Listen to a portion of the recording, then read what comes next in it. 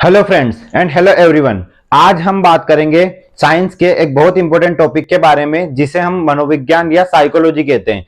Psychology के बहुत सारे वीडियोस, बहुत सारी क्लासेस आपने आज से पहले बहुत बार ली होगी, बट ये वाली आपके लिए बहुत ज्यादा इंपॉर्टेंट होने वाली है। तो वीडियो को बिना स्किप किए शुरू से लास्ट तक जरूर देखें, क्योंकि साइकोलॉजी के साथ सब्जेक्ट होता है, एक ऐसा टॉपिक होता है जिसको आप बिना किसी भी परेशानी के समझ सकते हैं, लेकिन उसके लिए आपको फोकस होना, अटेंटिव होना बहुत ज्यादा जरूरी होता है। तो सबसे पहले हम साइकोलॉजी को इंटरेस्टिंग बना करके उसको पढ़ने की कोशिश करते हैं, क्योंकि साइकोलॉजी बहुत ही ज्यादा इंटरेस्टिंग सब्जेक्ट है। बिना इंटरेस्ट लिए साइकोलॉजी को पढ़ा नहीं जा सकता है। साइकोलॉजी के बारे में अलग अलग परिभाषाएं, अलग अलग अर्थ, अलग अलग मीनिंग सभी लोगों ने दिए हैं, बट साइकोलॉजी के अंदर जो सबसे इंपॉर्टेंट होता है वो है डिसिप्लिन एंड मूड। अगर मूड अच्छा है और हमारा डिसिप्लिन हमारी लाइफ को लेकर के अच्छा है तो हम कह सकते हैं कि हम साइकोलॉजिकली ट्रेंड है, साइकोलॉजिकली फिट है। बड़े बड़े साइकोलॉजिस्ट भी इस बात को मानते हैं, और बहुत सारे साइकोलॉजिस्ट या फादर ऑफ साइकोलॉजी भी जिनको बोलते हैं, वो भी ये लोग यही बात बोलते हैं कि साइकोलॉजी जो है बहुत इंटरेस्टिंग टॉपिक होता है समझने के लिए। तो सबसे पहले हम समझते हैं साइकोलॉजी के कुछ कंटेंट जिसके बारे में आज पढ़ने वाले हैं। तो आज हम किन चीजों के बारे में पढ़ने वाले हैं? Introduction of psychology, meaning of psychology, definition, some scopes and fields of psychology, methods and importance. इन सब चीजों के बारे में हम पढ़ेंगे। उससे पहले एक बात और डिस्कस करना चाहूंगा। आज का जो टॉपिक है फुल इंग्लिश या फुल हिंदी एक्सप्लेनेशन नहीं हो सकता है, क्योंकि साइकोलॉजी के अंदर बहुत सारी चीजें ऐसी होती है जो कि इंग्लिश में समझनी पड़ती है, और कुछ चीजें ऐसी है जो पूरी हिंदी में ही समझनी पड़ती है। तो आज का टॉपिक हम हिंदी इंग्लिश मिक्स करके अच्छी तरीके से समझने की कोशिश करेंगे। तो आइए स्टार्ट करते हैं। साइकोलॉजी का meaning, first of all psychology होता क्या है? तो साइकोलॉजी एक ऐसा वर्ड है जिसे हमने ग्रीक भाषा से, ग्रीक लैंग्वेज होती है, ग्रीक वर्ड की लैंग्वेज होती है, जिससे हमने उठाया है। इसमें साइकी जो फर्स्ट वर्ड होता है साइकी, इसका मतलब होता है माइंड। साइकी का मतलब होता है माइंड। माइंड का मतलब क्या होता है? हमारा दिमाग, हमारा मस्तिष्क। तो मस्तिष्क को हम लोग बोलते हैं साइकी, और इसके बारे में जो हम अध्ययन करते हैं उसे बोलते हैं लोगस। मतलब साइकी को हम माइंड बोलते हैं और लोगस का मतलब होता है स्टडी। तो इससे हमारा बनता है पूरा साइकोलॉजी। पहले अर्ली स्टेज में माइंड नहीं बोलते थे साइकोलॉजी को, आई मीन साइकी को माइंड नहीं बोलते थे। माइंड की जगह क्या बोलते थे? सोल, मतलब आत्मा, और स्पिरिट मतलब आत्मा। सोल और स्पिरिट दोनों का अर्थ होता है आत्मा। तो पहले हम लोग क्या बोलते थे मनोविज्ञान को? आत्मा का विज्ञान। आत्मा मतलब हमारा माइंड, हमारा सब कॉन्शियसनेस, हमारा कॉन्शियसनेस, अनकॉन्शियसनेस, हर एक चीज को मिला करके हम जिस चीज के बारे में ज्ञान लेते हैं, हमारा ब्रेन हमारी बॉडी को एक्टिव करता है, हमारी बॉडी हमारे ब्रेन के साथ कोरिलेट करती है, काम करती है। इस तरीके से क्या होता है? साइकोलॉजी जो है वो पूरा बनता है। तो इस तरीके से हम देख सकते हैं कि साइकी का मतलब माइंड होता है और लोगस का मतलब स्टडी। तो साइकोलॉजी का मतलब होता है study of mind, study of soul और स्टडी ऑफ स्पिरिट। लोगस का मतलब स्टडी या साइंस भी हो सकता है। साइंस या स्टडी मतलब विज्ञान, मतलब अध्ययन करना। तो ये हमारा साइकोलॉजी का वर्ड है, साइकी प्लस लोगस। ये मीनिंग इससे हम समझ सकते हैं। नेक्स्ट हम देखेंगे who is the father of psychology and who is the mother of psychology. Psychology के फादर के बारे में सब जानते हैं, लेकिन साइकोलॉजी के 3 फादर हैं। तो वो अलग अलग तरीके से उन्होंने क्या योगदान दिया है, उनकी क्या इंपॉर्टेंस है, या फिर हमारा जो सही आंसर रहेगा कि फादर ऑफ साइकोलॉजी कौन है, तो वो सब हम समझते हैं। फर्स्ट ऑफ ऑल हम देखते हैं विल्हेम वुंड। विल्हेम वुंड ये हमारे फादर ऑफ साइकोलॉजी के नाम से फेमस है, या फिर हम इनको बोलते हैं father of psychology is A Wilhelm wound. इनको कंसीडर्ड फादर ऑफ साइकोलॉजी कहा जाता है। कंसीडर्ड मतलब इनको माना जाता है कि ये फादर ऑफ साइकोलॉजी है, क्योंकि इन्होंने सबसे पहले साइकोलॉजी की खोज की थी। लेकिन साइकोलॉजी की दुनिया में as a father of psychology Sigmund Freud का नाम भी आता है। क्यों आता है? क्योंकि ये बहुत फेमस साइकोलॉजिस्ट है हिस्ट्री के अंदर में। इन्होंने, ये एक अमेरिकन साइंटिस्ट है जिन्होंने साइकोलॉजी के क्षेत्र में बहुत ज्यादा योगदान दिया है। इनका सबसे इंपॉर्टेंट योगदान था साइकोलॉजी में एनालिसिस करना, साइकोलॉजी का विश्लेषण करना, और साइकोलॉजी को विश्लेषित करके इन्होंने साइकोलॉजी के अंदर नए नए आयाम जोड़े हैं। इसलिए इन्हें भी फादर ऑफ साइकोलॉजी की उपाधि से नवाजा जा चुका है। नेक्स्ट है विलियम जेम्स। तो जैसे विल्हेम वुंड है कंसीडर्ड फादर ऑफ साइकोलॉजी, ऐसे विलियम जेम्स भी है। विलियम जेम्स ने क्या किया? विलियम जेम्स ने साइकोलॉजी के प्रिंसिपल्स के ऊपर एक बुक लिखी है, जिसे विल्हेम वुंड सर्च करना भूल गए थे या छूट गया था उनके हाथ से, लेकिन विलियम जेम्स ने उस कमी को दूर किया। दूर करते हुए उन्होंने एक बुक लिखी जिसका नाम है द प्रिंसिपल ऑफ साइकोलॉजी। तो ये पब्लिशर है उस बुक के जिसका नाम है प्रिंसिपल्स ऑफ साइकोलॉजी, और इसी बुक को आगे पढ़ते हुए हम कई सालों से पढ़ते आ रहे हैं, इसलिए विलियम जेम्स को भी as a father of psychology हम लोग कंसिडर कर सकते हैं। ये तीन थे हमारे फादर ऑफ साइकोलॉजी। नेक्स्ट हम देखेंगे mother of psychology. Who is the mother? So mother is the mother of psychology means the first lady who has discovered the psychology. तो सबसे पहले साइकोलॉजी को डिस्कवर करना या साइकोलॉजी के बारे में एनालिसिस करना या साइकोलॉजी के प्रिंसिपल्स को लागू करना, पब्लिश करना, ये सारा काम जिस लेडी ने फर्स्ट ऑफ ऑल किया था उसका नाम है Margaret Floy Washburn. Margaret Floy Washburn, she is the first lady who has discovered, published or analysis all the three contenders who have discovered. She is a lone ranger who have discovered the psychology, and she is also American president. मतलब ये American president भी। और सबसे interesting fact ये है कि Margaret Floy Washburn second president है America की। अमेरिकन नर्सिंग एसोसिएशन की भी ये बहुत बड़ी हेड रह चुकी है, तो इनका नाम भी बहुत ज्यादा मायने रखता है। तो ये फादर ऑफ साइकोलॉजी में हम सबसे ज्यादा कंसीडर करते हैं विल्हम वुंड को, उसके बाद सिगमंड फ्रॉइड और उसके बाद में विलियम जेम्स। लेकिन कहीं पे भी हम नाम नहीं लेते हैं मार्गरेट फ्लोई वॉशबर्न का, जिनका बहुत ज्यादा योगदान होता है साइकोलॉजी के अध्ययन में। नेक्स्ट हम देखेंगे इंपॉर्टेंट, सबसे इंपॉर्टेंट चीज जो साइकोलॉजी के अंदर है वो psychology was called a science of behaviour. Psychology को साइंस ऑफ बिहेवियर कहा गया, कब? लेटर, बाद में। फर्स्ट ऑफ ऑल इसको क्या बोलते थे? Study of mind. Study of mind psychology को बोलना स्टार्ट किया था, लेकिन बाद में साइकोलॉजी को हम क्या कहने लगे? Science of behaviour. बिहेवियर का साइंस क्यों कहते हैं? यहां से हमारा साइकोलॉजी का चैप्टर जो है वो स्टार्ट होता है, वो पूरा ओपन हो जाता है, पूरी तरीके से खुल जाता है। क्योंकि अब से हम जो पढ़ रहे हैं पिछले कुछ सालों से, उसके अंदर जो सबसे इंपॉर्टेंट चीज है that is behaviour. behavior of our nature, behavior of our attitude, behavior of our consciousness and behavior of our personality। तो behavior एक बहुत इंपॉर्टेंट चीज है। behavior का मतलब क्या होता है? व्यवहार।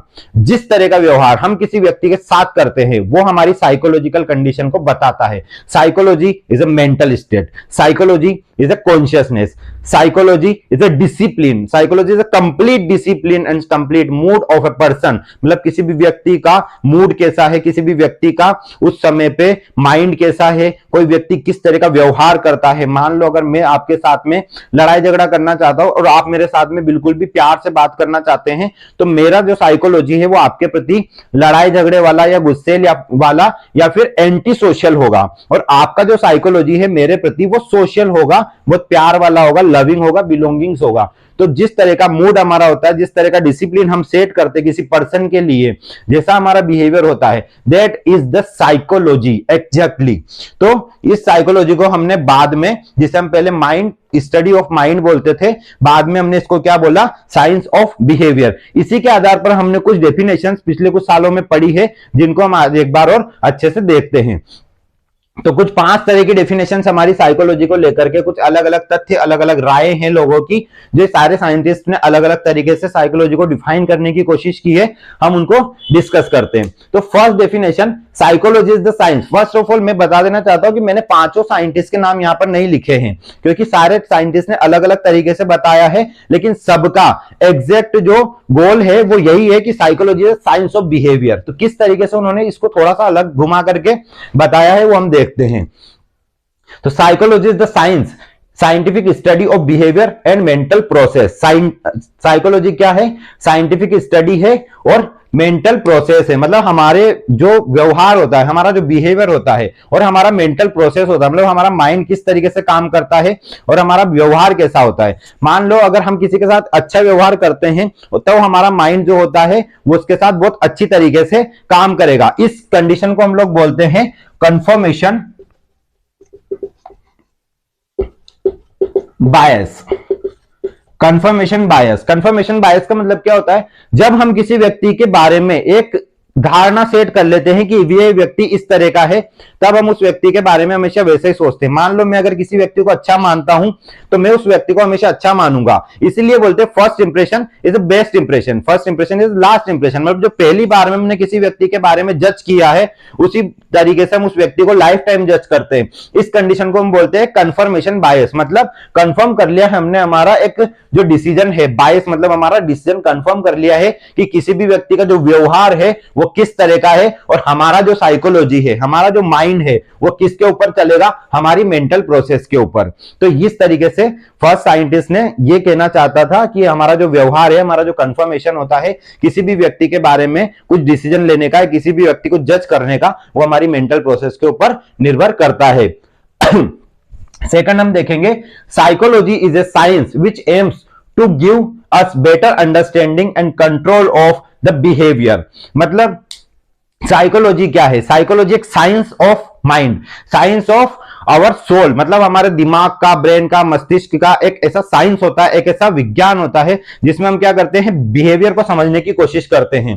तो हमारी बॉडी का जो हमारे जो माइंड का सबसे अच्छा बिहेवियर है, मतलब हमारी फिजिकल एक्टिविटीज जो जिस चीज को शो करती है, that is called our behaviour. तो हमारा जो बिहेवियर है उसको किस तरीके से समझा जाए, किस तरीके से कंट्रोल किया जाए, वो सब कौन करता है? हमारा माइंड। और उस माइंड के बारे में अध्ययन करना, दैट इज कॉल्ड साइकोलॉजी। तो सेकंड वैज्ञानिक ये कहना चाहता है कि हमारे माइंड को कंट्रोल करने के ऊपर या हमारे माइंड को समझने के ऊपर जो हमने विज्ञान पढ़ा है, that is called the psychology. इनके हिसाब से साइकोलॉजी का मतलब होता है हमारे माइंड और हमारा बिहेवियर को कंट्रोल करना या अंडरस्टैंडिंग करने वाला साइंस। तो ये कहना चाहते हैं। थर्ड है, psychology is study of human behaviour, attitude and their soul. ये कुछ और अलग बात कहना चाहते हैं लेकिन उसी तरीके से, या फिर कह सकते हैं कि उसी बात को दूसरे तरीके से कहना चाहते हैं कि साइकोलॉजी एक साइंस होता है, एक स्टडी होता है of human behaviour, attitude and their soul. मतलब किसी भी व्यक्ति के व्यवहार मतलब बात करने का तरीका, that is called conversation between two people, that is called behaviour. जिस तरीके से हम बात करते हैं, मान लो मैं किसी व्यक्ति के साथ अच्छे से बात नहीं कर रहा हूं तो ये मेरा व्यवहार दर्शाता है, और वो व्यक्ति मुझसे अच्छे से बात कर रहा है तो ये उसका व्यवहार दर्शाता है। अगर वो मुझसे गलत तरीके से बात कर रहा है तो उसका व्यवहार होगा गलत, और मैं उससे अगर अच्छे तरीके से बात कर रहा हूं तो ये मेरा अच्छा व्यवहार होगा। गलती से अगर हम दोनों एक दूसरे के खिलाफ जाकर के दोनों एक दूसरे से गलत व्यवहार कर रहे हैं तो ये हमारा होगा बिहेवियर, जो हमारी पर्सनालिटी को डिफाइन करता है कि एक व्यक्ति की पर्सनालिटी कैसी होती है, वो उसके बिहेवियर और उसके एटीट्यूड के ऊपर डिपेंड करती है। तो इसका मतलब है अगर बिहेवियर और एटीट्यूड पर्सनालिटी का मैटर शो करते हैं, अगर बिहेवियर और एटीट्यूड को मिलाकर के हम पर्सनालिटी बना सकते हैं, तो इसका कहने का मतलब क्या है? Psychology study of personality and soul. Personality मतलब क्या होगा? हमारा जो ब्रेन जिस तरीके से काम करता है हमारे बॉडी के साथ, मतलब हमारा मेंटल एंड फिजिकल स्टेटस जिस तरीका होगा वो हमारे सोल के साथ उस प्रदर्शन को दर्शाएगा। इसको बोलते हैं साइकोलॉजी। तो इस ये वाला साइंटिस्ट कहना चाहता है कि हमारा बिहेवियर, एटीट्यूड या हमारी पर्सनालिटी और हमारी सोल जिस तरीके से काम करती है वो होती है हमारी पर्सनालिटी, वो होता है हमारा साइकोलॉजी। इस तरीके से ये बताना चाहते हैं। फोर्थ साइंटिस्ट क्या कहना चाहते हैं नेक्स्ट डेफिनेशन में, psychology is A study of relation that is important, this is very important. Psychology is a study of relation between a human's behavior and its external environment. अच्छे से देखिए इस definition को, सबसे इंपॉर्टेंट डेफिनेशन है, सबसे understanding जो चीज होती है वो ये डेफिनेशन है। इससे हमको साइकोलॉजी का पूरा बेसिक पता चल जाएगा कि साइकोलॉजी एग्जैक्टली क्या है। तो साइकोलॉजी एक एक्सटर्नल एनवायरनमेंट में हमारा कैसा बिहेवियर है, यही बात मैं काफी टाइम से बोलना चाह रहा हूं कि जो हमारा बिहेवियर है एक्सटर्नल एनवायरनमेंट में, मतलब जिस तरीके से हम बाहर के लोगों से घुलते मिलते हैं, जिस तरीके से हम बाहरी लोगों से बातचीत करते हैं, जिस तरीके से हम अपने आप को प्रेजेंट करते हैं, जिस तरीके से हम अपने आप को रिप्रेजेंट करते हैं दूसरे लोगों के सामने, उस तरह का हमारा जो बिहेवियर होता है एक्सटर्नल एनवायरनमेंट में, या किसी व्यक्ति को समझने में जिस तरह का हम व्यवहार शो करते हैं, जिस तरह का प्रदर्शन हम लोग शो करते हैं, that is our psychology, that is the psychology, that is our mind's capability to understand someone near to the external environment। मतलब बाहरी वातावरण के करीब जाकर के, बाहरी वातावरण के समीप जाकर के, उसके निकट जाकर के हम लोगों के व्यवहार को किस तरीके से समझ रहे हैं, उस चीज को हम लोग बोलेंगे साइकोलॉजी। तो ये डेफिनेशन मेरे भी दिल के बहुत करीब है क्योंकि ये बहुत ज्यादा इंपॉर्टेंट डेफिनेशन है, बहुत ज्यादा सुलझी हुई बात इसने बताना चाहिए इसके अंदर में, तो ये बहुत ज्यादा इंपॉर्टेंट है। Next, psychology study of scientific behaviour and mental process. ये अपन ने फर्स्ट वाली जो डेफिनेशन उसको रिपीट किया है, इसको छोड़ते हैं। तो ये है कुछ डेफिनेशंस जो हमको ये बताती है कि साइकोलॉजी इंपॉर्टेंट होता है माइंड के लिए, साइकोलॉजी इंपॉर्टेंट होता है हमारी सोल के लिए, हमारी स्पिरिट के लिए, मतलब हमारी आत्मा, मन, अंतरात्मा, हमारे बिहेवियर, हमारे एटीट्यूड, पर्सनालिटी, और जिस तरीके से हम लोगों के साथ बातचीत करते हैं, हमारे कन्वर्सेशन, हर एक चीज के लिए क्या जरूरी होता है? साइकोलॉजी। नेक्स्ट, साइकोलॉजी से रिलेटेड एक और इंपॉर्टेंट फैक्ट जिसे हम बोलते हैं स्कोप्स ऑफ साइकोलॉजी। तो साइकोलॉजी के क्या क्या स्कोप्स होते हैं, किन किन फील्ड में, किन किन क्षेत्रों में साइकोलॉजी के बारे में अध्ययन किया जा सकता है, या माइंड का किन किन लोगों का अध्ययन किया जाता है। तो सबसे पहले हम देखेंगे जनरल साइकोलॉजी। जनरल साइकोलॉजी को हम लोग बोलते हैं नॉर्मल साइकोलॉजी। नॉर्मल साइकोलॉजी का मतलब क्या होता है? नॉर्मल लोगों के बारे में, जो लोग नॉर्मल तरीके से अपना लाइफ जीते हैं, उनका जो माइंड होता है, उनका जो कॉन्शियसनेस होता है, और इन लोगों का जो पर्सनालिटी होता है और बिहेवियर जिस तरह का होता है, एक नॉर्मल व्यक्ति, एक नॉर्मल पर्सन, एक सामान्य व्यक्ति किस तरह का उसका माइंड होता है, सामान्य तरीके से, ना किसी से लड़ाई झगड़ा करना, सबसे अच्छे से रहना, कॉन्शियसनेस कैसा रहता है उसका, सभी तरीके से अच्छे से वो काम करता है, किसी काम को भूलता नहीं है, और कोई भी प्रॉब्लम वो क्रिएट नहीं करता है जानबूझ करके। उसका पर्सनालिटी कैसा रहता है, वो सभी लोगों के साथ अच्छे से बात करता है और उसका सब कुछ ठीक रहता है। बिहेवियर किसी भी व्यक्ति का बिहेवियर किस चीज के ऊपर डिपेंड करता है कि उसका जो फिजिकल और मेंटल कंडीशन है वो किस तरह का है। अगर किसी व्यक्ति को चोट लगी है और कोई आकर के अगर उसको परेशान कर रहा है, तो उस व्यक्ति का बिहेवियर उस सामने वाले व्यक्ति के लिए जो परेशान कर रहा है उसके लिए बिगड़ जाता है। तो उस व्यक्ति का बिहेवियर किस चीज के ऊपर डिपेंड करता है? उस व्यक्ति का मेंटल और फिजिकल स्टेटस किस तरह का है। तो किसी व्यक्ति का अगर बिहेवियर, माइंड, उसका कॉन्शियसनेस और उसका पर्सनालिटी, ये सब कुछ अगर ठीक है, तो उस पर्सन के बारे में अगर हम अध्ययन कर रहे हैं कि उसका किस तरीके से सारा माइंड वगैरह काम करता है, तो इसको बोलते हैं हम जनरल या नॉर्मल साइकोलॉजी। नेक्स्ट हम पढ़ेंगे किनके बारे में? Abnormal psychology. एबनॉर्मल ऐसे लोग जो एबनॉर्मल है, इन्हें हम एंटी सोशल भी कह सकते हैं। एंटी सोशल का मतलब कैसा? ऐसा व्यक्ति जो सोशल नहीं है, मतलब ऐसे व्यक्ति जिनका सभी लोगों के साथ, दूसरे लोगों के साथ व्यवहार नहीं अच्छा है। ये लोग क्या करते हैं? अब्यूज करते हैं। सबसे इंपॉर्टेंट होता है अब्यूज करते हैं, गालियां देना करना, इसके अलावा इनका लड़ाई झगड़ा, ठीक है, फाइटिंग इन लोगों का रहता है, लड़ाई झगड़ा दूसरे लोगों के साथ करते हैं। इसके अलावा अल्कोहलिज्म, शराब पीना, स्मोकिंग, ड्रग्स तक ये लोग लेते हैं। तो ऐसे लोग जो किसी भी व्यक्ति के साथ बिना किसी मतलब के लड़ाई झगड़ा करने लग जाते हैं, या किसी भी चीज को कामनेस के साथ, शांति से अगर किया जा सकता है, लेकिन ये लोग क्या करते हैं? उस चीज को अच्छी तरीके से नहीं करता है। तो उन लोगों का जो माइंड होता है, एबनॉर्मल लोगों का, किस तरीके से काम करता है उसके बारे में अध्ययन करना, उसके बारे में साइंस पढ़ना, उसको बोलते हैं abnormal scope of psychology. Next हम देख रहे हैं third, social psychology. Social psychology का मतलब क्या है? ऐसा व्यक्ति, जैसे कि हम समाज में गए, काफी लोगों के साथ हमने चर्चा की, एक ग्रुप में, किसी पर्सनल व्यक्ति के साथ ग्रुप में, इंडिविजुअल ग्रुप, और काफी सोसाइटी के अंदर बहुत सारे लोगों के साथ हम डिस्कस करते हैं। तो उसमें हम लोग क्या करते हैं? जो सोशल बिहेवियर होता है किसी भी व्यक्ति का, उसके बारे में हम साइकोलॉजी का अध्ययन कर सकते हैं। मतलब सोशल बिहेवियर का मतलब क्या होगा? लीडरशिप। सबसे इंपॉर्टेंट होता है सोशल बिहेवियर में लीडरशिप। किसी व्यक्ति के अंदर लीडरशिप क्वालिटी है या नहीं है, किसी व्यक्ति के अंदर क्यूरोसिटी है कि नहीं है। क्यूरोसिटी का मतलब होता है जिज्ञासा, या किसी चीज को जानने की ललक, या किसी चीज को जानने की इच्छा। तो ये सारी चीजें, इसके अलावा किसी व्यक्ति के अंदर कोई महत्वाकांक्षा है कि नहीं है, किसी व्यक्ति का व्यवहार दूसरे व्यक्तियों के साथ कैसा है, तो ये सब कुछ आता है सोशल साइकोलॉजी के अंदर। मतलब कोई भी व्यक्ति अगर समाज में सभी के साथ अच्छे से रह रहा है, तो उसका माइंड किस तरीके से काम करता है, उसका बिहेवियर कैसा है, उसके बारे में अध्ययन करना, that is called social psychology. Next है क्लिनिकल साइकोलॉजी को हम बोलते हैं सिम्टोमेटिक साइकोलॉजी। सिम्टोमेटिक मतलब क्या होता है? जिस व्यक्ति के अंदर लक्षण दिखाई देते हैं किसी बीमारी के, उस व्यक्ति का मस्तिष्क, उस व्यक्ति का ब्रेन किस तरीके से काम करेगा, ये हम पढ़ते हैं क्लिनिकल साइकोलॉजी के अंदर। जैसा कि हम देख रहे हैं कि जनरल नॉर्मल साइकोलॉजी के अंदर क्या होता है? व्यक्ति मेंटली और फिजिकली फिट होता है। एबनॉर्मल साइकोलॉजी के अंदर क्या होगा? वो फिजिकली फिट है लेकिन मेंटली डिस्टर्ब है। सोशल साइकोलॉजी के अंदर क्या होगा? फिजिकली मेंटली फिट होता है। क्लिनिकल साइकोलॉजी के अंदर क्या होता है? फिजिकली कोई व्यक्ति फिट नहीं है और मेंटली उसका कुछ कंफर्मेशन नहीं है कि वो फिट है या नहीं है, क्योंकि उसका फिजिकल अगर डिस्टरबेंस है तो उसका बिहेवियर डिस्टर्ब हो सकता है, जिसकी वजह से उसका mind switch out switch in हो सकता है, मतलब कभी ठीक कभी खराब, अच्छा मूड हो सकता है, बुरा मूड हो सकता है। और साइकोलॉजी जैसा हमने स्टार्टिंग में देखा है किस चीज के ऊपर डिपेंड करता है, किसी व्यक्ति के मूड और किसी व्यक्ति के डिसिप्लिन के ऊपर। तो अगर मूड ही अच्छा नहीं है तो डिसिप्लिन तो बिगड़ ही जाएगा। तो उस तरीके से का व्यक्ति क्या कहलाएगा, क्लिनिकल साइकोलॉजी कंडीशन या सिम्टोमेटिक कंडीशन। तो ऐसे व्यक्ति के बारे में अध्ययन करना जिसका बॉडी के अंदर कुछ न कुछ सिम्टम्स है बीमारी का, that is called clinical psychology.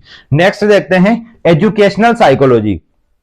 Educational psychology का मतलब क्या होता है, ऐसे लोग जो अध्ययन कर रहे हैं किसी चीज का, मतलब पढ़ाई कर रहे हैं, जैसे स्टूडेंट्स हो गए, कॉलेज स्टूडेंट्स, स्कूल स्टूडेंट्स, या दूसरे कोई ऐसे स्टूडेंट जो कि कुछ एडवांस स्टडी कर रहे हैं। तो किसी भी प्रकार का कोई स्टूडेंट होगा या कोई लर्नर होगा, जैसे कि अगर किसी एक दुकान पर कोई व्यक्ति दूसरा सीख रहा है अपने उस्ताद से या गुरु से, तो वो भी एक तरीका क्या हो गया, एजुकेशन। तो हर व्यक्ति लाइफ में हमेशा एजुकेशन लेता रहता है, लेकिन ऐसा व्यक्ति जो एजुकेशन के बेस पर ही अपनी लाइफ को चलाता है, अपने करियर को एजुकेशन के बेस पर ही आगे बढ़ाता है, उनके बारे में अध्ययन करना एजुकेशनल साइकोलॉजी। कोई बच्चा है जो स्कूल जा रहा है, अगर वो स्कूल में किस तरह का व्यवहार करता है तो उसके बारे में अध्ययन करना एजुकेशनल साइकोलॉजी। एक कॉलेज का लड़का है, टीन एज 13 से लेकर के 19 ईयर की एज या इससे ज्यादा 20, 22, 25, कोई भी किशोर व्यक्ति है, अगर वो किस तरह का व्यवहार करता है उसके बारे में अध्ययन करना आएगा एजुकेशनल साइकोलॉजी के अंदर। नेक्स्ट हम देखेंगे सिक्स्थ, एक्सपेरिमेंटल साइकोलॉजी। एक्सपेरिमेंटल का मतलब क्या होगा, अब हम यहां पर करेंगे एक्सपेरिमेंट। एक्सपेरिमेंट किन लोगों के बीच में करेंगे हम लोग, सबसे पहले हम एक्सपेरिमेंट करेंगे 3 चीजों के बीच में। तो उन 3 चीजों में से कौन सा है एक्सपेरिमेंट हम किन चीजों के बीच में करेंगे। फर्स्ट, एक अडल्ट पर्सन, एक अडल्ट पर्सन मतलब एक युवा व्यक्ति। सेकंड करेंगे एक चाइल्ड, और थर्ड होगा एनिमल, मतलब एक आदमी, एक बच्चे और एक जानवर। इन तीनों चीजों के बीच में, इन तीनों लोगों के बीच में, या इन तीनों चीजों के बीच में ही कह सकते हैं, इनके बीच में हम लोग क्या करेंगे, एक्सपेरिमेंट करेंगे। अब एक्सपेरिमेंट का मतलब क्या होता है, प्रयोग करना। किस तरीके का प्रयोग करेंगे, हम देखेंगे कि एक अडल्ट व्यक्ति कैसा सोचता है, एक चाइल्ड जो एक बच्चा है वो कैसा सोचता है, और एक जानवर कैसा सोचता है। कोई भी जानवर को जब सामने शिकार दिखता है तो वो किस तरीके की उसकी सोच होती है, वो क्या चाहता है। तो एक जानवर के ज्यादा सोचने समझने का तरीका नहीं होता, इसलिए हम उसको जानवर कहते हैं शायद, क्योंकि जानवर क्या करते हैं, कभी नहीं सोचते। कभी कभी हम इंसानों को भी जानवर कह देते हैं, गधे, घोड़े, किसी को भी कुछ भी बोल देते हैं। क्यों बोल देते हैं, क्योंकि वो अच्छी तरीके से काम नहीं कर रहा है, या फिर वो किसी चीज को अंडरस्टैंड नहीं कर पा रहा है। अगर कोई व्यक्ति ऐसा है जो किसी चीज को समझ नहीं पा रहा है, हम उसको एनिमल की कैटेगरी में डाल देते हैं, जनरली कहने की बात है। तो ये 3 तरीके के जो व्यक्ति होते हैं, जिनमें एक जानवर अलग है, एक व्यक्ति बड़ा और एक बच्चे, इनके बीच में हम जो एक्सपेरिमेंट करते हैं, इनका माइंड कैसा है, इनका थिंकिंग कैसा है, इनका बिहेवियर कैसा है, इनका किसी भी व्यक्ति के प्रति किस तरीके का एटीट्यूड होता है। एटीट्यूड का मतलब क्या होता है, एटीट्यूड एक ऐसी अवस्था होती है जिसमें व्यक्ति क्या देखता है, point of view. Point of view मतलब देखने का नजरिया, किसी भी व्यक्ति को देखने का नजरिया। हम देखते बहुत सारे कुत्ते क्या करते हैं, भौंकते हैं लेकिन काटते नहीं है। कुछ कुत्ते क्या करते हैं, भौंकते नहीं है लेकिन काट लेते हैं। कुछ कुत्ते भौंकते भी है, काटते भी है, क्योंकि कुछ कुत्तों के बीच में क्या होता है, उनको मेंटली समझ में आ जाता है कि इस व्यक्ति से हमको नुकसान होने वाला है। तो जानवरों की साइकोलॉजी क्या है, जिससे उनको नुकसान है उसको वो नुकसान पहुंचा देते हैं। और इंसानों की साइकोलॉजी क्या है, अडल्ट लोगों की, कि ये खुद को नुकसान पहुंचने ही नहीं देना चाहते। और जो छोटे बच्चे होते हैं, इनको पता है कि माँ बाप ही नुकसान पहुंचाएंगे, माँ बाप ही अच्छे व्यक्ति है, वही हमको फायदा करेंगे, और वही हमको मारते भी अगर पढ़ाई नहीं करेंगे तो। और पढ़ाई क्यों नहीं कर रहे, क्योंकि हम लोग मक्कार है। तो ये जो 3 लोगों के बीच में हम लोग डिस्कशन कर रहे हैं, इनके बारे में, इनकी साइकोलॉजी समझने का जो कोशिश कर रहे हैं, that is called experimental psychology. Next हम देखेंगे कोग्निटिव साइकोलॉजी। कोग्निटिव साइकोलॉजी के अंदर क्या आएगा, किसी भी ऐसे व्यक्ति का व्यवहार, किसी भी जो अपने काम में कुशल है, कुशल मतलब फुल स्किलफुल है। अगर कोई व्यक्ति स्किलफुल है या अपने काम को अच्छी तरीके से करता है, जिस तरीके से वो किसी काम को करने की कोशिश करता है, अगर वो काम उस तरीके से सही अच्छे से हो जाता है, तो उस व्यक्ति का माइंड किस तरीके से है, मतलब हमारे करियर को बढ़ाने के लिए, हमारी लाइफ को सेट करने के लिए हम किन प्रयास को कर रहे हैं। अगर हमारी लाइफ को सेट करने के लिए मान लीजिए एक इंजीनियर है या जो आज की डेट में इंजीनियर है 2022 में, लेकिन वो 2017 में 5 साल पहले क्या था, एक 12th पास, एक बैचलर था, एक स्टूडेंट था। इसने अपनी लाइफ को पिछले 5 साल में किस तरीके से जिया है, किस तरीके से इसने अपने आप को एक टॉप इंजीनियर बनाया है। तो इसकी जो स्किल्स है, इसकी स्किल्स के बारे में, इसकी जो लाइफ पिछले 5 साल की रही है या उससे पहले का जो इसका बैकग्राउंड है, उन सब चीजों के बारे में अध्ययन करना इसका कॉग्निटिव साइकोलॉजी कहलाता है। नेक्स्ट हम देखेंगे कॉम्प्रहेंसिव साइकोलॉजी। कॉम्प्रहेंसिव का मतलब होता है समग्र या कंप्लीट साइकोलॉजी भी हम इसको बोल सकते हैं। Complete study of a person, किसी भी व्यक्ति का कंप्लीट मेंटली, फिजिकली, स्पिरिचुअली, किसी व्यक्ति का सोशली और सब तरह का, जिस व्यक्ति का हम लोग, जिस भी तरीके से हम लोग किसी व्यक्ति का साइकोलॉजी पढ़ सकते हैं, जिस भी तरीके से व्यक्ति का मनोविज्ञान हम समझ सकते हैं, दैट इज कॉल्ड कॉम्प्रहेंसिव। मतलब पूरी तरीके से किसी व्यक्ति को समझना, हर एक प्रकार के व्यक्ति को समझना, that is called comprehensive psychology. इसके अंदर हम abnormal, normal, social, anti social सब तरह के लोगों का अध्ययन करते हैं, that is comprehensive psychology. Next हम देखेंगे डेवलपमेंटल साइकोलॉजी। डेवलपमेंटल साइकोलॉजी और चाइल्ड साइकोलॉजी को हम कोरिलेट कर सकते हैं क्योंकि ये दोनों लगभग एक ही तरीके से है। डेवलपमेंट में हम लोग क्या देखते हैं, चाइल्ड ग्रोथ एंड डेवलपमेंट। एक बच्चे का ग्रोथ, एक बच्चे की वृद्धि और विकास। ग्रोथ का मतलब होता है वृद्धि और डेवलपमेंट मतलब विकास। तो वृद्धि किस चीज का होता है, फिजिक, शरीर का, और विकास किस चीज का होता है, माइंड। तो किसी भी व्यक्ति का शारीरिक और मानसिक वृद्धि और विकास अगर होता है तो उसके बारे में अध्ययन करना कि किस तरीके से वो वृद्धि कर रहा है। हो सकता है बहुत सारे बच्चों के अंदर क्या होता है, कोई ग्रोथ जल्दी करता है, कोई धीरे ग्रो करता है। किसी का माइंड 10 साल की एज में 20 साल वाले बच्चों की तरह या बड़े लोगों की तरह काम करता है, कोई 10 साल या 15 साल की एज में भी 5-6 साल के बच्चों जैसा व्यवहार करता है। तो उन लोगों का जो डिफरेंस है एज का, सोच का, माइंड का, एटीट्यूड, पर्सनालिटी, इन सब चीजों का जो उनका, और सबसे इंपॉर्टेंट होता है इन बच्चों का परसेप्शन। परसेप्शन हम नेक्स्ट टॉपिक में परसेप्शन को कवर करेंगे।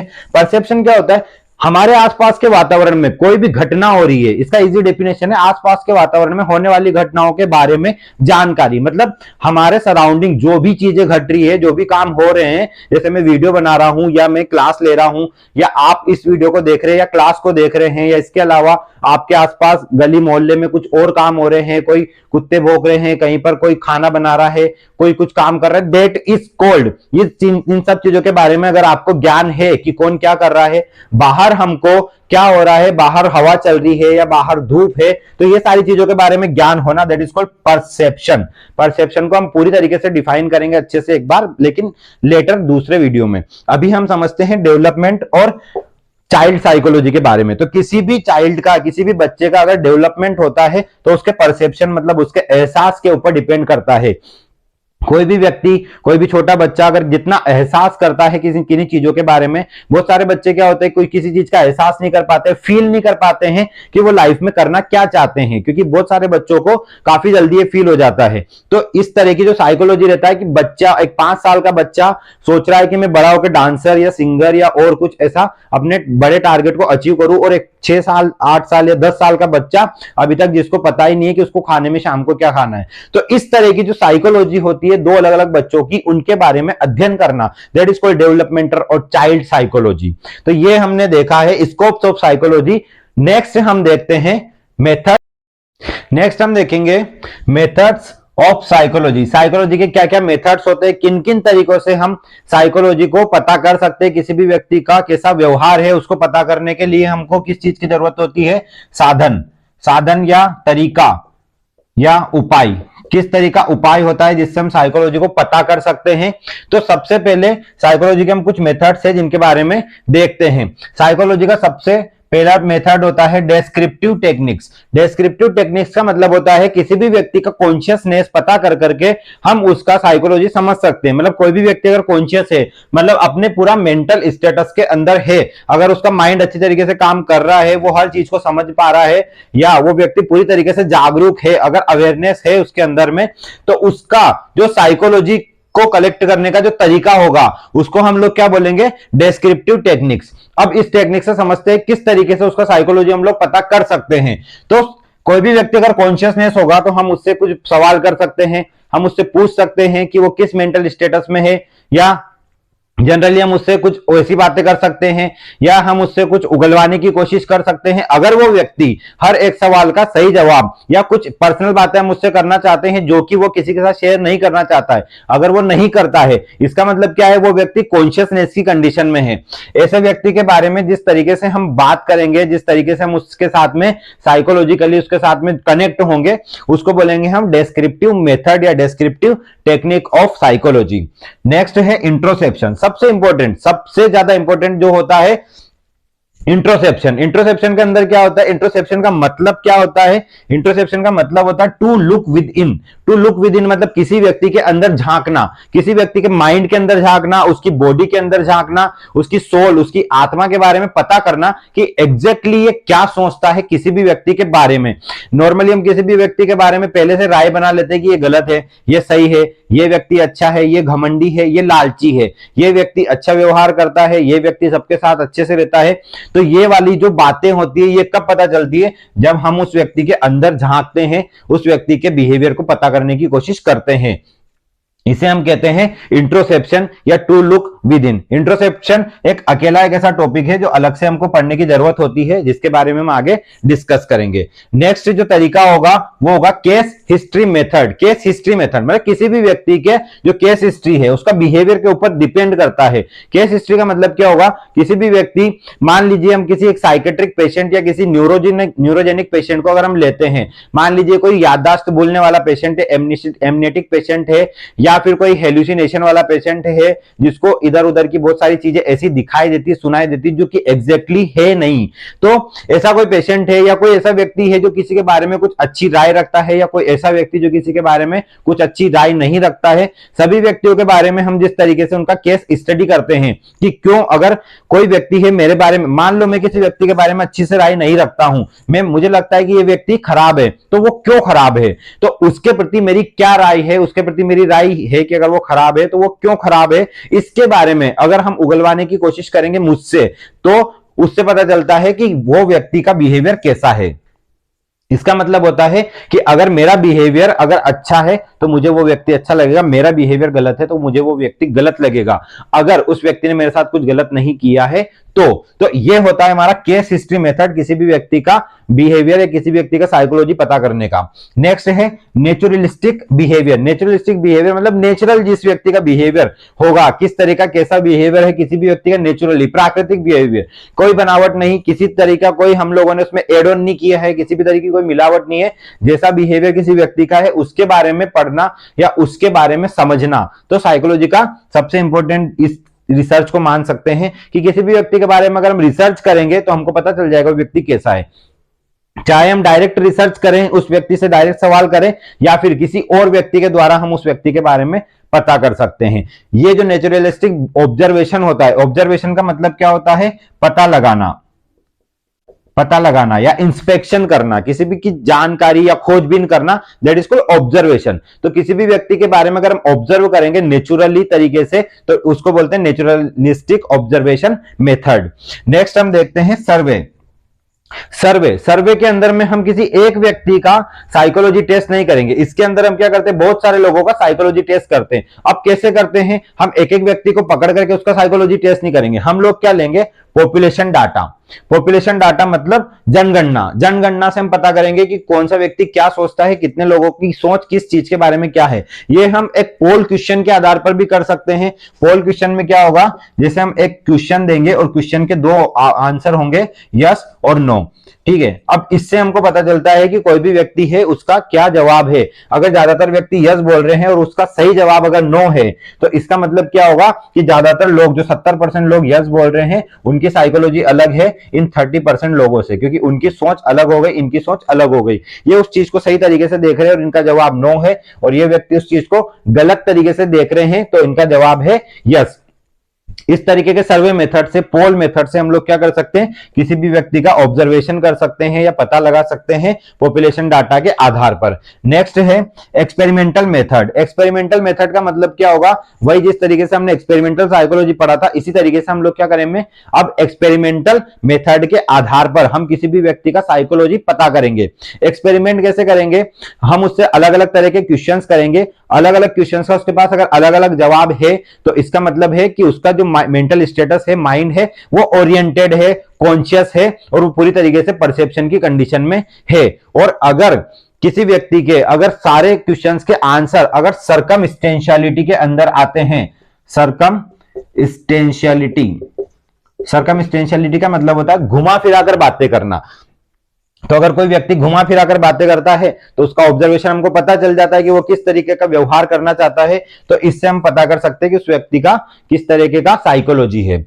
नेक्स्ट देखेंगे रेटिंग स्केल एंड चेकलिस्ट। सबसे बहुत ज्यादा इंपॉर्टेंट ये एक मेथड होता है रेटिंग स्केल या चेकलिस्ट। रेटिंग स्केल मतलब क्या होगा, किसी व्यक्ति को हम रेट करेंगे या उसको हम स्टार के आधार पर 1 2 3 4 5 एक स्केल या एक चेकलिस्ट के आधार पर हम देखेंगे। तो इस तरीके से हम लोग क्या करते हैं, बहुत सारे लोगों का एक साइकोलॉजिकल टेस्ट करते हैं, साइकोलॉजिकल इंटेलिजेंस टेस्ट करते हैं, जिससे हमको क्या पता चल जाता है उन लोगों का बिहेवियर कैसा है। तो बिहेवियर के आधार पर हम लोगों का अलग अलग चेकलिस्ट करते हैं। मान लीजिए हमने 100 लोग लिए और 100 लोगों का बिहेवियर अगर अलग अलग है, 60 लोगों का अलग बिहेवियर है एक जैसा, 20 लोगों का अलग और बाकी के 20 लोगों का अलग। तो इस आधार पर हमने किस तरह की साइकोलॉजी देखी है, 3 तरह की साइकोलॉजी, जिसके अंदर 60% लोग एक तरह के, 20% दूसरी तरह के और 20% तीसरी तरह के। इस तरीके से हमने कितने लोग लिए, 100 लोग। तो 60 लोग ले रहे हैं हमको अलग तरह की साइकोलॉजी बता रहे हैं, 20 तरह के लोग अलग तरह की और आगे के 20 लोग हमको बता रहे हैं अलग तरह का उनका सोच है। तो इस तरीके से हम लोग क्या कर सकते हैं, एक रेटिंग स्केल पर लोगों को नाप सकते हैं और एक उनका चेकलिस्ट बना सकते हैं, जिससे हमको पता चल जाएगा कि जो एक्चुअल साइकोलॉजिकल कंडीशन है लोगों की वो किस तरह की है। इसके बाद में नेक्स्ट है genetic and developmental method. Genetic और डेवलपमेंटल मेथड के अंदर जो सबसे इंपॉर्टेंट चीज है वो है कॉम्प्लिकेशंस ऑफ बिहेवियर। व्यक्तियों का, किसी भी व्यक्ति का कॉम्प्लिकेशंस जो है बिहेवियर के अंदर, मतलब समझते इस चीज को जेनेटिक या डेवलपमेंटल मेथड। जेनेटिक मेथड क्या होगा, कोई भी व्यक्ति है उसका गुणसूत्र, उसका जो जीन्स है, उसके जो क्रोमोसोम्स है वो किस तरीके से डेवलप हुए हैं, उसके आधार पर उसका साइकोलॉजी या उसका माइंड काम करता है। दूसरी चीज है उसका जिस तरीके से डेवलपमेंट हुए जीन्स, उसी हिसाब से उसका कॉम्प्लिकेशंस होगा। किसी व्यक्ति में अगर मान लीजिए कि क्रोमोसोम नंबर 21 अगर मिसिंग है तो ये उसकी कंडीशन होगी ट्राइसोमी 21, ये उसकी बीमारी हो गई। अगर ये व्यक्ति के अंदर बीमारी है मतलब उसका माइंड अच्छी तरीके से डेवलप नहीं हुआ है, अगर डेवलपमेंट अच्छी तरीके से नहीं हुआ है तो उसका बिहेवियर बाकी लोगों से अलग होगा। तो जिस तरीके से व्यक्ति का डेवलपमेंट होता है, किसी का जीन्स, किसी के गुणसूत्र या क्रोमोसोम्स अगर अच्छी तरीके से डेवलप हुए हैं उसका बिहेवियर अलग होगा। किसी के गुणसूत्र अगर नहीं अच्छे से डेवलप हुए हैं तो उसका बिहेवियर जो होगा वो बिल्कुल डिफरेंट पैटर्न में होगा। तो इस तरीके से हम जेनेटिक या डेवलपमेंटल मेथड से भी किसी व्यक्ति का साइकोलॉजी का पता लगा सकते हैं। नेक्स्ट है साइकोलॉजिकल टेस्ट। साइकोलॉजिकल टेस्ट या एजुकेशनल टेक्निक्स टेस्ट, इसका मतलब क्या होगा, हम कुछ बच्चों के बारे में या कुछ छोटे लोगों के बारे में, ऐसे लोग जिनकी एज 20 से कम है या 17 से 18 से कम है, ऐसे बच्चों के बारे में हम उनका क्या करेंगे, साइकोलॉजी टेस्ट करेंगे। उनसे कुछ क्वेश्चंस करेंगे जिसके हम पता लगा सकते हैं कि उनका किस तरीके से साइकोलॉजी है, किस तरह का उनका माइंड काम कर रहा है और आगे जाकर के उनका माइंड किस तरीके से काम करेगा। तो ये कुछ मेथड्स है जिनसे हम पता लगा सकते हैं साइकोलॉजी किस तरीके से हम लोग पता कर सकते हैं। इसके बाद हम देखेंगे इंपॉर्टेंस। तो इंपॉर्टेंस साइकोलॉजी की अलग अलग फील्ड में अलग अलग तरीके से होती है, तो हम सब तरीके से इसको समझने की। नेक्स्ट हम देखेंगे इंपॉर्टेंस ऑफ साइकोलॉजी। अब इंपॉर्टेंस ऑफ साइकोलॉजी क्या होता है, कोई भी व्यक्ति है वो अगर स्वस्थ है और वो व्यक्ति अगर अस्वस्थ है तो उसकी जो साइकोलॉजी है उसको समझने के लिए हम लोग क्या करते हैं, साइकोलॉजी की इंपॉर्टेंस समझते हैं कि क्यों साइकोलॉजी समझना जरूरी होता है। किसी भी जनरल व्यक्ति के या सोशल लाइफ में अगर हम साइकोलॉजी समझते हैं किसी भी व्यक्ति का, तो उसके क्या क्या उद्देश्य होते हैं और क्यों इंपॉर्टेंस होता है मेडिकल या नर्सिंग के अंदर साइकोलॉजी समझने का। तो एक एक करके दोनों को समझने की कोशिश करते हैं। फर्स्ट, जनरल जो सामान्य लोग होते हैं उनकी साइकोलॉजी समझना। मान लीजिए अगर मेरा कोई फ्रेंड, अगर मुझे उसके बारे में पता करना है कि ये क्या सोचता है या इसका दिमाग किस तरीके से काम करता है, तो मुझे उसकी साइकोलॉजी पता कर करके, या उसको कोई परेशानी है तो उसकी परेशानी को सोल्व करने के लिए मुझे उसका दिमाग तो समझना पड़ेगा, पढ़ना पड़ेगा। तो ये सारी चीजें हमको हेल्प करती है किसी व्यक्ति को व्यवहार बनाने में और उस चीज को समझने के लिए। तो किस तरीके से साइकोलॉजी हेल्प करता है, first to provide mental toughness. Psychology समझने से क्या होगा कि हम किसी भी व्यक्ति के दिमाग को समझ सकते हैं। दिमाग को समझने से क्या होगा, वो व्यक्ति उसकी जो जानकारी है वो हमको दे देगा कि वो क्या सोच रहा है क्या नहीं सोच रहा है। जब कोई व्यक्ति आपके ऊपर भरोसा करके आपको पूरी बातें बताता है या किसी भी सीक्रेट या किसी भी टॉप सीक्रेट को अगर वो शेयर करता है आपके साथ, तो इसका मतलब क्या है कि अब आप उसको मेंटली सपोर्ट कर सकते हो, मेंटली उसको टफनेस दे सकते हो, आप उसको सहारा प्रदान कर सकते हो कि हाँ आप उसके साथ हो, you are stand by him, you are stand belonging to him. तो ये सारी चीजें आप कर सकते हो। कब कर सकते हो, जब आप उसका साइकोलॉजी समझ सको।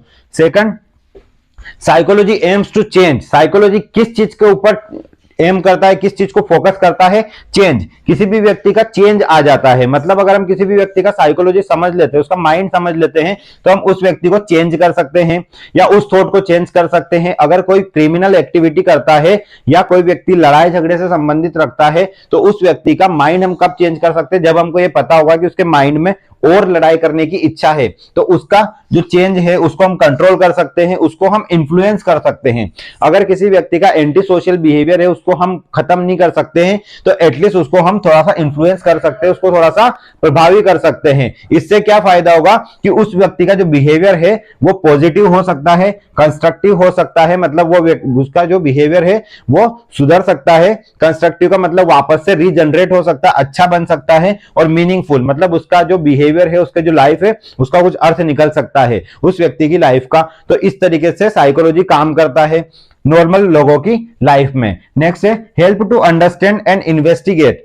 किस तरीके से साइकोलॉजी हेल्प करता है लोगों को अंडरस्टैंड करने में। अगर हम किसी व्यक्ति का दिमाग पढ़ते हैं या किसी व्यक्ति के बारे में जानकारी लेते हैं, तो उससे क्या होगा, उस व्यक्ति को समझने में कि वो क्या सोच रहा है, उसको क्या समस्या है, क्या प्रॉब्लम सारी है, वो किस चीज से होकर गुजर रहा है, तो उसको समझने में और उस चीज को इन्वेस्टिगेट करने में, मतलब पता लगाने में, आकलन करने में कि वो व्यक्ति जो सोच रहा है वो किस तरीके से सोच रहा है। अगर हम उस व्यक्ति का साइकोलॉजी या उस व्यक्ति का माइंड अगर हम पढ़ते हैं, तो उससे हमको क्या मिलेगा, लर्निंग। फर्स्ट चीज कि वो व्यक्ति क्या सीखना चाहता है, क्या वो सीखा हुआ है या क्या उसने लाइफ में अचीव किया है। परसेप्शन, उस व्यक्ति का क्या एहसास है, किसी भी अपने जो आसपास के वातावरण को लेकर के उस व्यक्ति का क्या एहसास है, क्या उसको लगता है कि जो लोग हैं उसके आसपास उसको नुकसान पहुंचाना चाहते हैं, या फिर उसको ऐसा लगता है कि जो लोग हैं उसके सपोर्ट में है। तो उस व्यक्ति का परसेप्शन कैसा है या वो क्या चाहता है, तो ये हम उससे समझ सकते हैं। मेमोरी, मतलब उस व्यक्ति का मेमोरी हम समझ सकते हैं, जिसके बारे में हम थोड़ा जान चुके हैं, कुछ व्यक्ति को, उस व्यक्ति का हम साइकोलॉजिकली अंडरस्टैंड कर चुके हैं, उसका मेमोरी, उस व्यक्ति का दिमाग किस तरीके से काम करता है, इसके बारे में हम समझ सकते हैं।